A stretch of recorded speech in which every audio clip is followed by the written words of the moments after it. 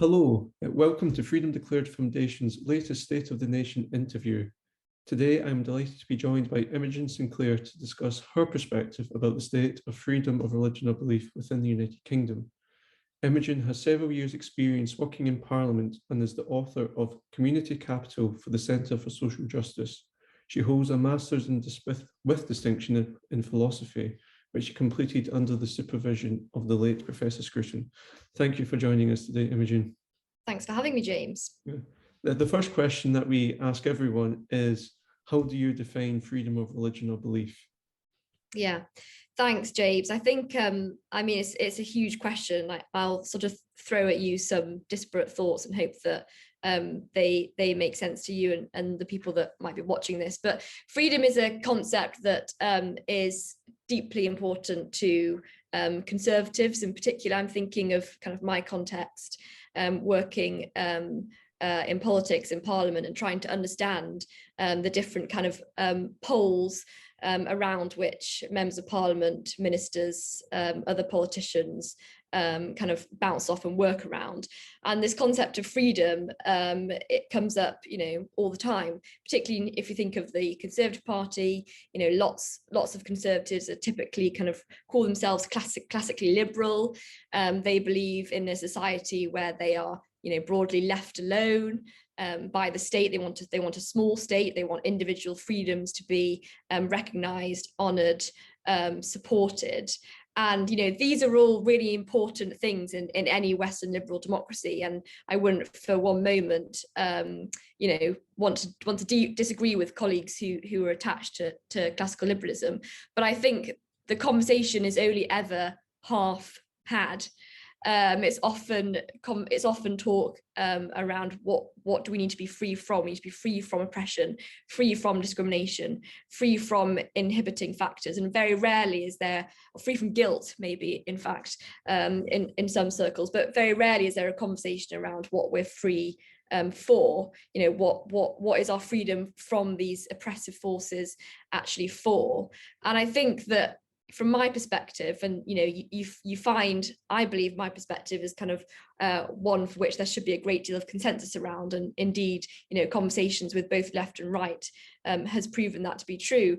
But I think it's really important that we think about what as a nation really we want to be free for. Are we born free? No, we're not. We are born literally attached to our mothers by the umbilical cord. I mean, there's something deeply kind of always already limited about the human condition. And I don't think the kind of ideal of freedom is just to be or completely autonomous, isolated and detached from other people, even though those other people pose a risk to our freedom. Of course they do. All of the associations that we're a part of pose a risk to our freedom, but to live detached, I don't think is to be free. I think that's to be, lonely and isolated, and in many senses unfree. We can only lead flourishing, fulfilled lives in association with others. That's what makes us truly free. So I really feel this conversation around freedom is so important, but we only ever have half the conversation. And in my work, I'd like to try and finish that conversation or have the other half of the conversation across the political divide. So James, when you asked me about freedom of religion and belief, that's kind of where my mind goes. We've got to have a conversation about what are our values as a society. What do we want to be free for and free to achieve? Yes, and that definition of freedom that you provide is very interesting because freedom of religion or belief within Article 18 mentions freedom to express your faith in the public sphere, to worship in public, and that comes along the lines of society and associations that you're talking about, and people with different faiths, different beliefs, different identities all come into the social sphere and then have to work together. What we're working towards, that's a notion of political debate, but they are common themes that different faiths, different beliefs, different political ideologies have in common. So through your experience, what are the best ways for people with fundamentally different beliefs, different philosophies? How do they come together, and what unites us? Yeah. Yeah, just on that point there, James, about kind of one of the core components of Article 18 that you just quoted there around freedom either alone or in community with others. That I think is so vital, because I think often as I try to just lay out, we think of freedom as basically to be unencumbered from others, whereas actually think of lockdown, where, you know, there was a constant debate about being free from the terrible restrictions that we were all under. Lockdown, you know, the bread and butter of it, the everyday of lockdown, I could sort of tolerate. But when I was no longer allowed to go to church, I found that extremely offensive. And I think there was an incredible lack of religious literacy on the part of government, who didn't understand that the freedom to express your religious beliefs actually is relational and must be relational. You know, that happens in community. You know, I believe as a Christian, I am called to live kind of in community with people of belief and none. But part of that living in community with people of belief is attending a church on a Sunday or Saturday or whatever. So that, you know, that I found extremely uncomfortable and offensive, and I think it did provoke an important conversation around, you know, freedom is a relating thing. And I think, to answer the question that you asked me, James, around how to kind of bring people together of different beliefs and none, I think that this new focus on place and places as opposed to causes is really valuable and helpful. So I suppose I'm thinking particularly of the kind of government's so-called levelling up agenda, but you know, around that agenda, there's lots of people that are talking about left behind places, and places that no longer experience or enjoy a sense of pride. And I think that may sound kind of abstracted from your original question, but I think that new focus on kind of different people, diversity of people living in places and coming together around a sense of pride of place is really, really important. I think for too long there's been a huge focus on causes, but which is by all intents and purposes right, but in the current climate, and I'm loath to get into the culture war, but in the current climate, you know, issues around identity has become, sadly, a very, very self-selecting thing. So I think conversations around causes or communities of identity, hopefully one day we can regain some of that. But at the moment, they're very difficult, fractious, awkward conversations to have, because we no longer seem to, the conversation around identity is broken down somewhat, and now, you know, people believe that you ought to be able to self-identify as this, that, or the other. So I think that there's been a helpful shift to kind of a focus on places and how places can really bring a diversity of people together. There's some research, which I don't have to hand, but I wish I did, about how libraries are in fact incredibly diverse places. You know, people coming together who maybe want to read a book or meet a need, like using the facilities of a library, like a IT suite or whatever, or go there because that's where the mother and toddlers groups are held. You know, this social infrastructure, just a bureaucratic word for parks and libraries and youth clubs, are really, really vital for bringing people together, for bringing people outside of their homes into community with other people who they might not ordinarily meet. So yeah, I think this renewed focus on places is really important. There's obviously a question around places which are already homogenous. That's very, very difficult. But I think we've made a good start by shifting the conversation from kind of communities of identity to communities of place. I think it's a good start. Yes, when you were talking about the emphasis on places, it just reminded me of Roger Scruton when I was reading his work, as he expresses about the importance of place and location as a as a force that can unite diverse groups for a common cause. But one criticism that I have seen when people have been criticising Roger Scruton's work is that place in itself can be quite divisive. So places are set apart from each other, and whilst it might bring unity within one place, it can divide different places. And when we do talk about freedom of religion or belief, it is a universal human rights. It's in the UN for the whole world. So when talking about the emphasis on places, how do we ensure that Britain still champions freedom of religion or belief around the world, recognizing that many places suffer persecution at a level which we have not seen in the UK for centuries?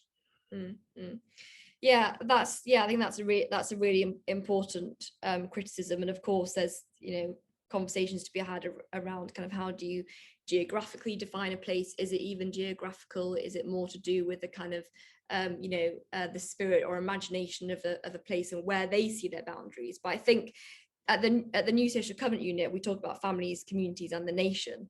I talk a lot about community because it politically it sort of feels like a bit of a gateway to the other conversations that we want to have. Community is kind of fashionable right now, but I do think that I wrote for CapX just this morning actually around community power again, which is an idea that we're trying to push.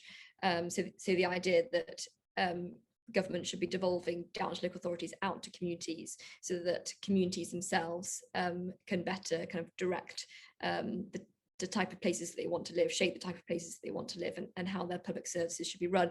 Anyway, where I'm going with that is I think community power is not just about local pride, as I've just been talking about. Community power, Edmund Burke's little platoons, I think that's a really important and interesting phrase, because okay, maybe he's describing the kind of pensioners' luncheons or the youth clubs or whatever it might be, but the fact that they're referred to as platoons gives them kind of a militia power. So the community power agenda, I don't think is just about pride of place. I think it's about building trust within communities, but also improving national resilience as well. So Paul Kingsnorth, a novelist who I won't be able to quote him verbatim, but in his book of essays here, Confessions of a Recovering Environmentalist, he has an essay in there called Uncivilization. This is epilogue, and he makes the point, and I think we saw this a week ago, just over a week ago in Ukraine. He makes the point about sometimes there are kind of patterns to everyday life which give the impression of security and stability. So why? Well, we know the sun's going to rise because God will make it rise. But why do we expect things to be the same tomorrow as they are today? And he talks about a kind of fragility to life and how we ought not to expect that tomorrow will be the same as today. And so when inevitably crisis and shock comes, like a global pandemic or a war, we need our nation to be resilient. And so yes, it's all very well and good me going on about community power, but I think there is something more, and there's a level, there's a kind of politically legitimate level above communities, which is the nation. Nations are the largest political units that command popular legitimacy, and they are therefore, I think, an essential condition for liberty. So maybe it's my kind of stuff about community sounds motherhood and apple pie, but absolutely, building strengthening communities, I think, does in turn strengthen the nation, and is able to give a nation a kind of sense of itself. And nations with a strong sense of themselves, I think, are better equipped to be accommodating to others. I mean, I'm just thinking of the refugee crisis that's ensued, or think of your own home. My flat here in London has a front door, and so when people come to visit me at my home, there's a boundary which is the front door, and I'm I have sovereign rule over that front door, and it's my boundary, and that boundary allows me to invite people to cross that threshold from the outside in. So the nation is extremely important when it comes to creating conditions for liberty. But I do think it starts not only in communities, but also in families as well, for No, people to know where they come from. Yeah, no, that's very interesting.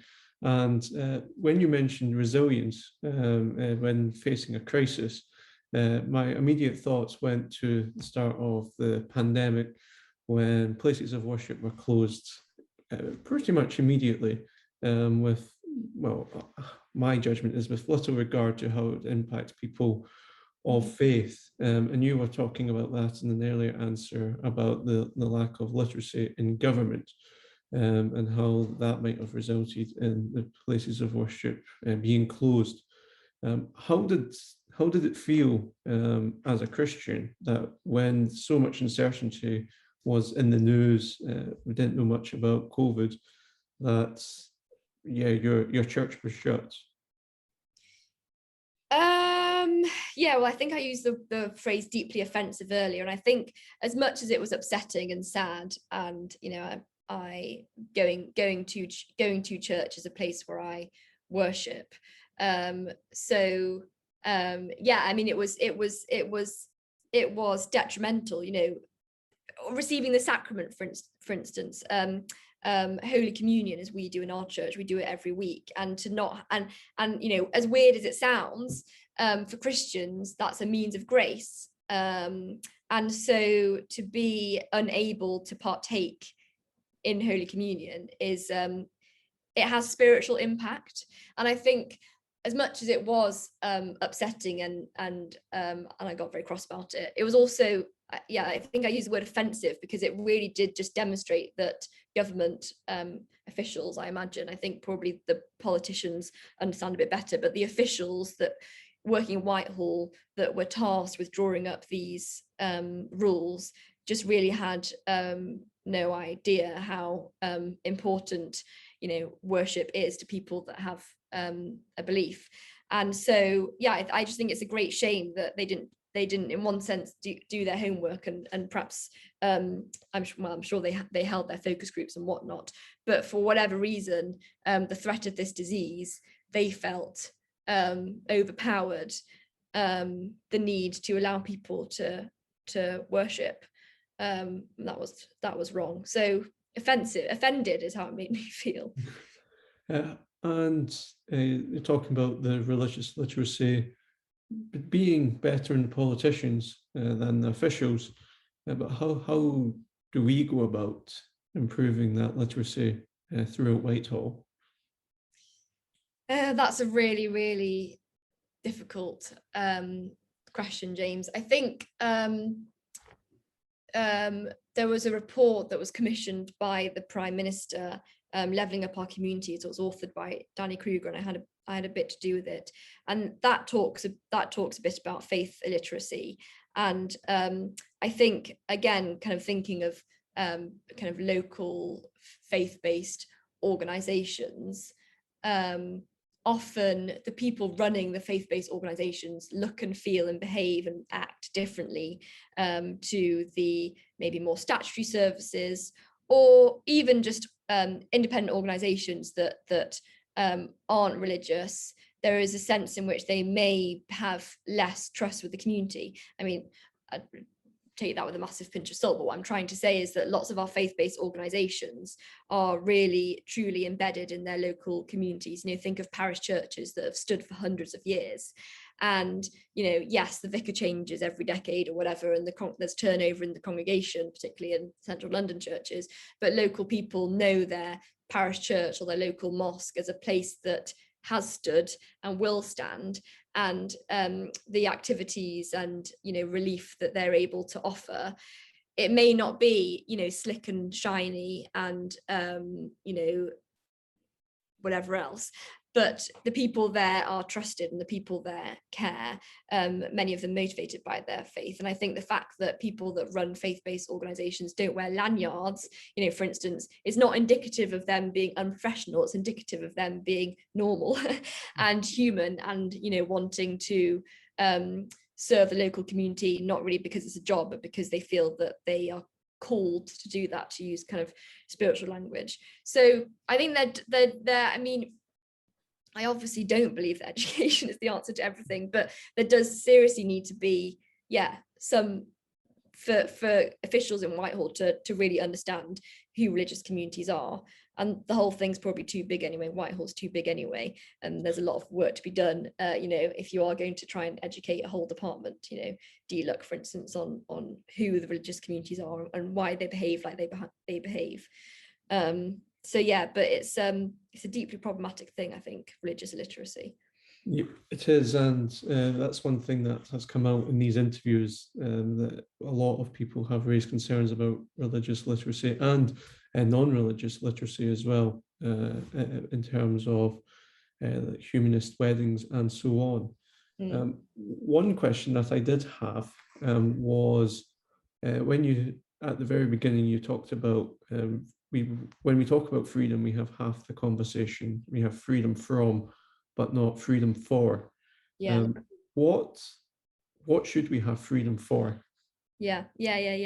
Well, at the New Social Covenant Unit, we talk a lot about because we tend to be critical of kind of highly liberal forms of kind of liberal political imaginations where it's extremely thin, and freedom is the beginning and end of the good life, and all we need is a smaller state and everything's going to be okay. Whereas we talk about actually it is the role of government to hold and pursue a substantive vision of the good life, because this does actually link to your previous question as well, I think. This idea of government being neutral is nonsensical, and I just don't think you can have a government that is neutral. Think of our tax and benefit systems. Incentives have to sit somewhere. Think of our family policy at the moment. The incentives in the tax benefit system of subsidies pushes women and men, parents, to work more hours and therefore have to depend on subsidized childcare. So there are incentives in every system of government, and they have to be there because the government is a thing that taxes, and so there will have to be incentives. But it is up to government to make sure that those incentives are in the right place. And so if the government's job is just to try and direct people towards taking advantage of things that they should be free to do and free for, I think it's about creating conditions of virtue. And virtue is so it's just not talked about in government terms. We have a very kind of bureaucratic way of talking about government systems, but actually this question around what is the good life is something that societies, nations have been asking for millennia, and where we've arrived at in kind of liberal culture is that question is kind of banned to talk about something that's moral or virtuous. We just don't have those conversations anymore. But that doesn't make sense of the fact that government still has its own value, its own kind of framework of values and what's right and wrong. So I think that government should hold and pursue a substantive vision of the good life, and that should be to try and create conditions of virtue. And I think the way that you do that is by strengthening families and communities and nations. So what are we free for? I think we're free to build family. We want to be free to build families and build communities and build a strong nation so that we can live happy and safe and free. So I think that this conversation around freedom, I think it starts with what are our, as I say, we're not born free, we're born attached. What are our rights and responsibilities? But crucially, what are we always already a part of? We're born into families, and so having the freedom to do what we can to strengthen those families and to fortify those families. So what does that mean? Well, maybe it means that the home should be given more esteem. David Goodhart has this amazing phrase, I use it all the time, rebooting domesticity. The home is where really important things happen. It's not just a place where you wake up and you go to sleep and you're out all day at work, or your children are out all day at childcare or whatever it might be. Really important things happen in the home. And there's a sense in which with technology, and there's Zoom is now readily available. I think we can make the home a kind of more accessible place to actually stay and remain for more hours of every day. So I think it's about, we want government to create the conditions of virtue, and they do that by strengthening families, communities, and nations, or allowing people to strengthen their own families and communities and nation. I think a lot of that, is about ensuring that our public policy is one that directs people towards relationship, rather than constantly pulling those things apart. I mean, you look at, we have the smallest, in the UK, we have small houses and long commutes. What does that do to relationships? It suffocates them and strangles them. And so I think government really needs to kind of constantly be looking through this kind of lens of relationship. Do our policies improve kind of family associational life, relationships in the family, the community, the nation, or not? And I think that should be the litmus test for all new government policy. One phrase that stood out to me there was the conditions of virtue, and as the United Kingdom is going to a more multicultural society, where Christianity is no longer the dominant faith, and there's more people of no faith, different faiths emerging, so it's becoming more plural in its demographic makeup. How does government define the conditions of virtue, or the moral good framework? Because usually it has been the Christian social teaching, but how does it do the condition of virtues whilst embracing a multicultural society? Yeah, I mean, that is the killer question, James, that I don't know how to answer, but I think there is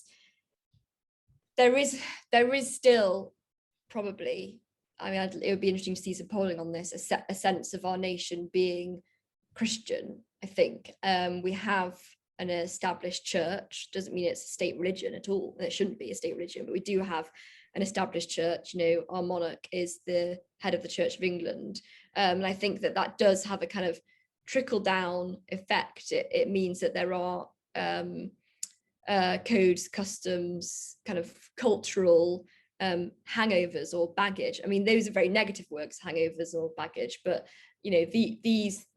these kind of cultures, I'm just thinking of Christmas, for instance. Christmas is a Christian festival, and that is still a massive part of British life, British values, if you want to call it that. And yes, we do live in an increasingly multicultural and plural society, and we've got to find ways of making sure that our culture and our nation is accommodating. I mean, that's kind of the beauty of having strong families and strong communities, is that we're able to be those kind of accommodating places and associations. So I don't really have a solution, but I do think that there probably does need to be, for the sake of individuals living happy, safe, and free, I think there does need to be a kind of consensus around who we are as a society and what we believe. And I don't think that is a purely intellectual thing. I think that beliefs, again, this is I think where liberals and conservatives disagree. Beliefs will always be worked out in a certain way, and so the fact that I think probably we are still a Christian country, as I said, that doesn't mean there's any kind of state religion, but there is a sense in which we have cultures and customs that reflect the Christian faith, even if lots of people of no belief don't realize it, it probably is still there. And I do think that's important. I don't think that should be done away with, but I don't think that the fact that we celebrate Christmas as a nation, I think that's I think we do. I don't think that necessarily impinges on the freedom of religion or belief of people that live in this country that don't hold the same views. So I think there's only ever going to be a constant tension between those two things. But I think you can have a nation which has cultural norms which are attached to a certain belief system. That doesn't mean that people that don't hold those beliefs, particularly people that don't have any beliefs, don't feel welcome or accommodated. I think there's a way of doing both of those things well. Mm-hmm. And in your previous answer, I think you answered that by the focus on relationships, and relationships being like a test for all government policy. Will this improve or decrease relationships in families and communities and the nation? How like today, when not with the levers of government, but just as an ordinary citizen, how would you advocate improving relationships between different faith groups and between faith groups and those with no faith? Yeah. So there, I think there's a really important discussion to be had around. So at the beginning of this conversation, I talked about the importance of communities of place.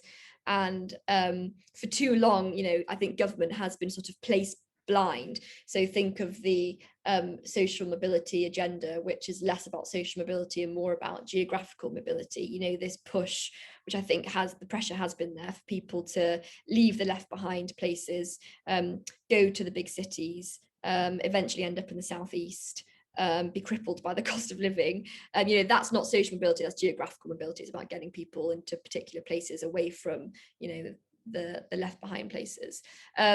So for too long we have been place blind, but I think there's also a tension to be reconciled in terms of yes we do want to have more focus on places, but in those places will be different identities. So if you think about communities of place and communities of identity, there'll be certain places where in those places there will be different communities of identity living side by side.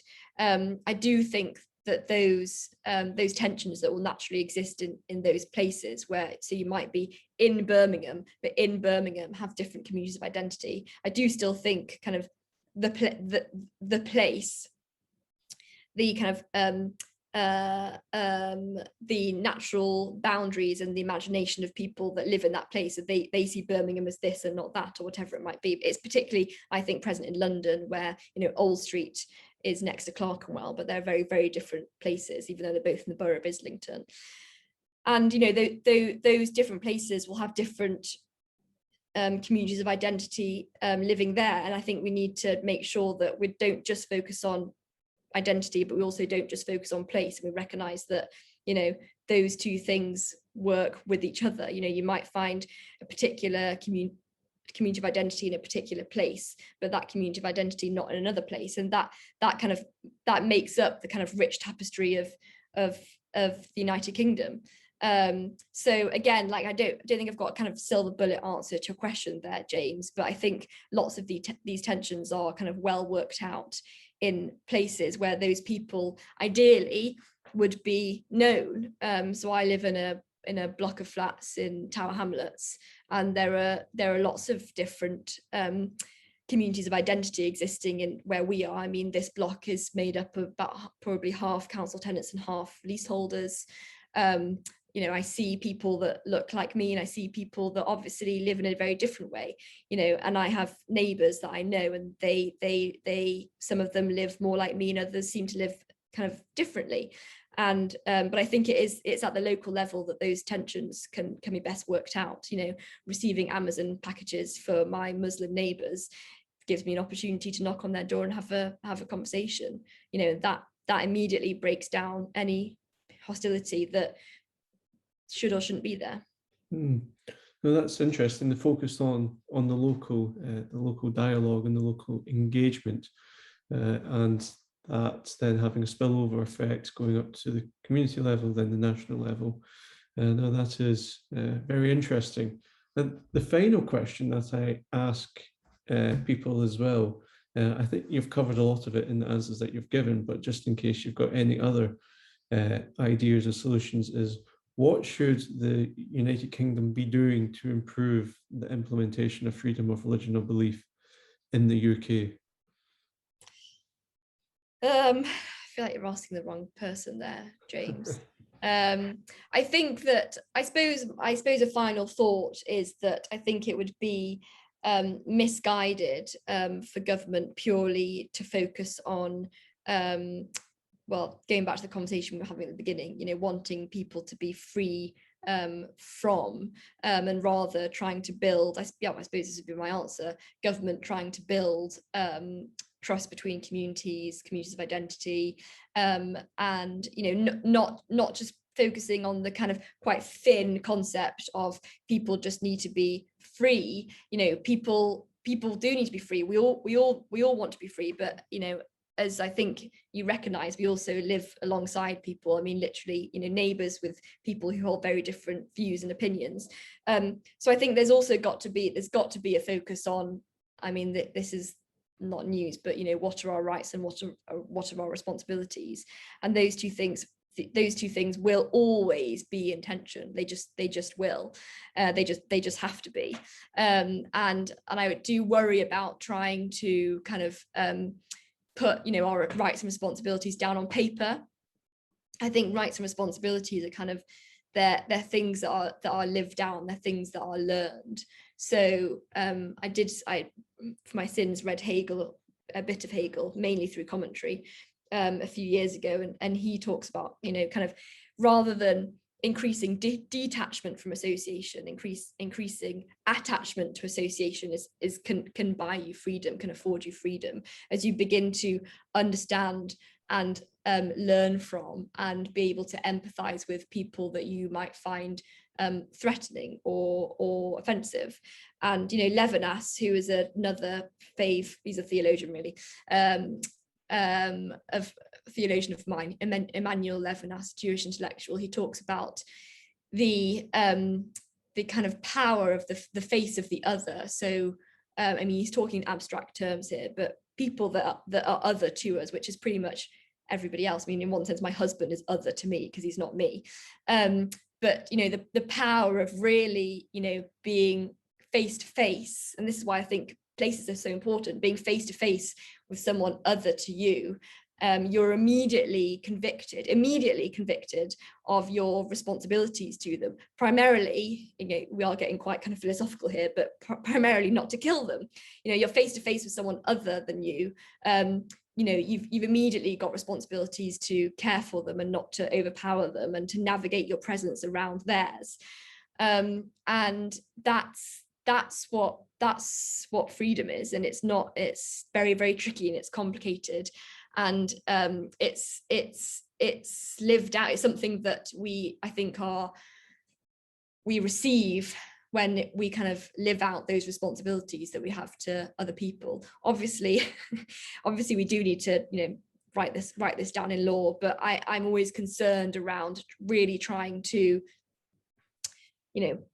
commit to paper, okay, there are there's this community of identity and these are their rights, and this community identity and these are their rights, okay, how do the responsibilities correspond? I mean, all these things are important conversations to be had, but ultimately there's nothing that can beat kind of those kind of face-to-face interactions with people that are other to you. And I think Levinas, as obscure as he is as a theologian, just really makes a really important point about the kind of face-to-face relationship and how that can really work wonders in terms of trying to understand it and be convicted by our responsibilities to allow other people to live differently to the way that we live. Yes, well, that is a great way to finish. Well, thank you so much for your time, Imogen, and for sharing your thoughts with us all this morning. And yes, for everyone interested in Freedom Declared Foundation, we were founded to champion freedom of religion or belief within the United Kingdom. And if you want to stay up to date with these interviews or with the rest of the work that we're doing, please do subscribe to our YouTube channel, follow us on Twitter, like us on Facebook. You just need to search Freedom Declared Foundation and our profile should come up. But thank you once again, Imogen, for your time. And thank you everyone for listening. Thanks, James.